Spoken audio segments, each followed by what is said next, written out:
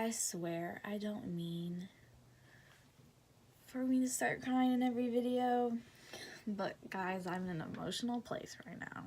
Hey guys, so today I'm going to be reading my depressing, triggering, disordered poems that I wrote in the depths of my depression.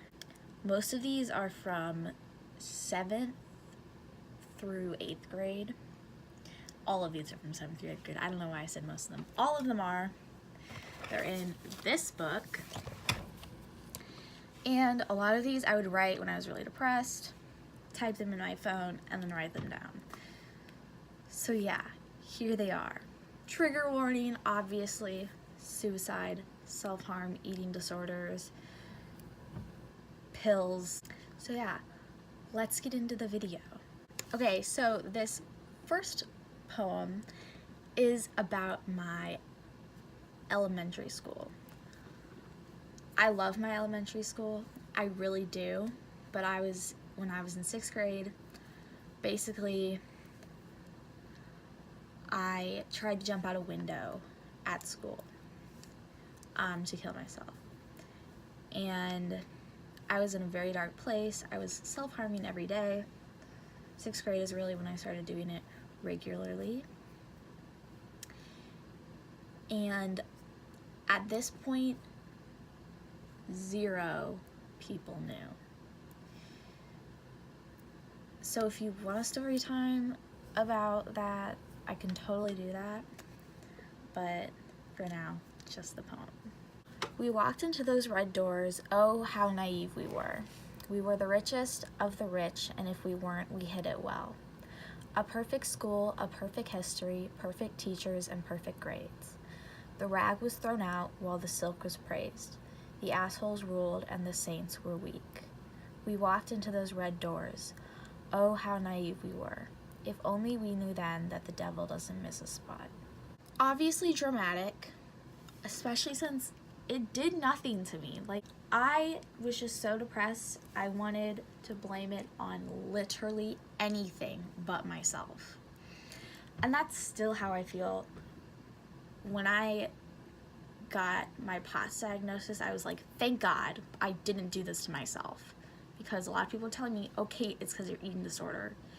And I was like, no, I swear it's not. And I just do not know what I would do if it was my eating disorder.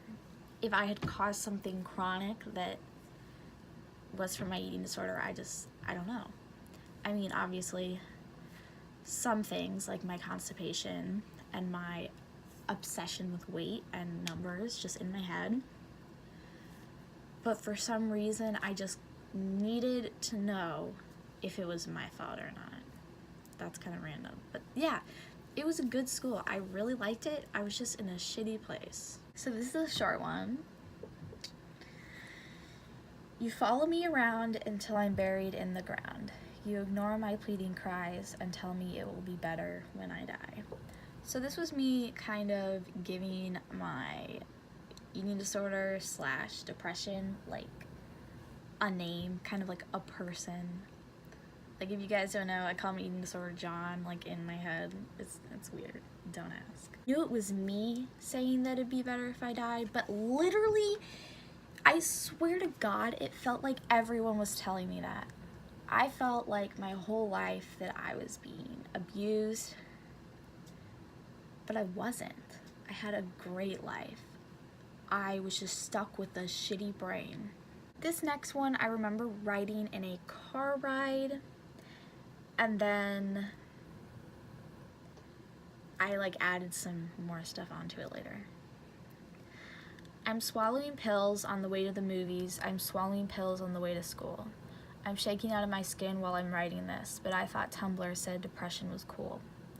My stomach is growling, but I just can't eat. Those LA girls just won't let me. But don't think I'm blaming the land of heat. I also blame myself for being this weak. The try-hard girl sliced her wrist up. I know how it feels to be hated. I know this fake world is a setup, but I keep on starving even though I know I'll never be enough. I had this dream that the cuts were on my friend instead of me. I just sunk down and cried my eyes out. I didn't even know her at the time. I realized then and there that no one is free. So I actually did have that dream. I had this dream that someone in my grade who went on with me to middle school. So I got to know her better. But I had this dream that I was like at school and I was like walking downstairs and like she fell or something. And like she just had like slash marks like all up and down her back, which is how I initially started self-harming regularly, which was on my back. I know it's kind of weird. I still have scars from it, but yeah, it was really traumatic. I was like, shit, I feel responsible for that. We dance around our graves while we slice a piece of cake. We stand over the edge while we put the fire out. It's easy for us, the things you never do. 'Cause darling, we're in hell and we're still waiting to come back. So yeah, this one's kind of obvious what it's about. Basically about being impulsive. Doing things that other people are so shocked you do. But it's like, I have to do this. No matter how unhealthy it is, I did not have the coping skills, or at least I was not going to use them, to keep myself alive. And as sick as it is, self-harm kept me alive for so long. It was dangerous. I could have gotten infected. I got stitches. I could have died from it, but it kept me alive. It kept me from hurting myself more than I was doing. Now this one has dates on the last few entries, and I would write like little snippets of it whenever I like opened this book and like looked at stuff when I was like depressed. So I'm going to read the dates once I get to them. I used to think that you'd always be here for me, and I used to think that you were the best thing. But I know now that if you were still here, I'd be walking up the halls with everything to fear. But I missed you now.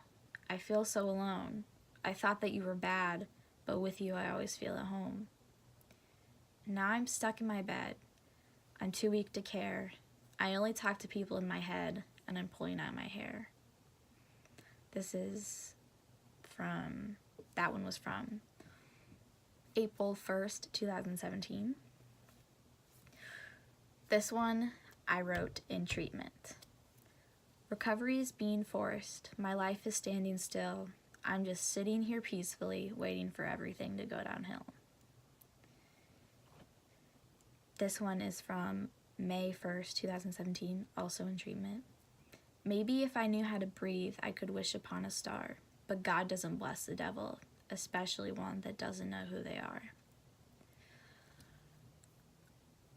I've already mentioned the devil like twice in these, and hell. Okay, I've mentioned some kind of hell/devil thing 3 times. And I think that shows something that what I felt was inhuman. Or I've just been watching too much of the Conjuring movies, but still, I just felt like it didn't feel real. Like, I don't know what else to say. Like,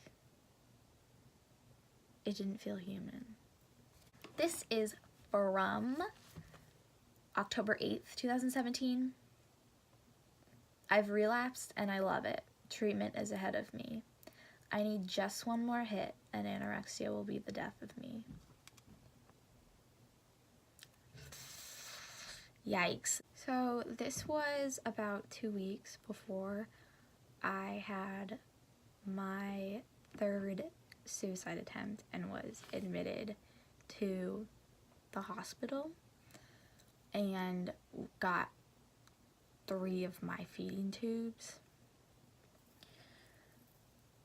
So yeah, I was right. Treatment is ahead of me. But at that point it was like, bitch, I don't care. Like, I'm better than everyone because I'm skinny, you know? And that was my mindset, as fucked up as it is and how selfish that sounds. That is just, that's how I felt. This one is from In Treatment, round 2, December 8th, 2017. Now I'm back in McHell. No one likes me here. My OCD is not doing well. I'm begging for some Christmas cheer. If you guys don't know, my treatment center was McCallum Place. We called it McHell there. So yeah, that's what that is. So in this, I mentioned my old school, so I'm gonna like not say it, but to blank I won't be returning. Recovery is nowhere to be found. My hair is on fire. I can smell it burning. Can I make it through the summer without being hellbound? That is from May 14th, 2018. Almost a year ago. So, I don't even know what to say about that. I honestly don't know what I was thinking when I wrote this one. But sounds pretty bad. Alright guys, that is the end of this video. I didn't cry that much. It was kind of like a Laura Lee crying, like it was like tears in my eyes, but like nothing was coming out, you know. But yeah, that is all for today's video. Subscribe, like, comment, follow me on my Instagram. Will be linked below. If it's not, it'll probably be in my bio. If it's not in my bio, oh well, guess I did that to myself. Bye guys.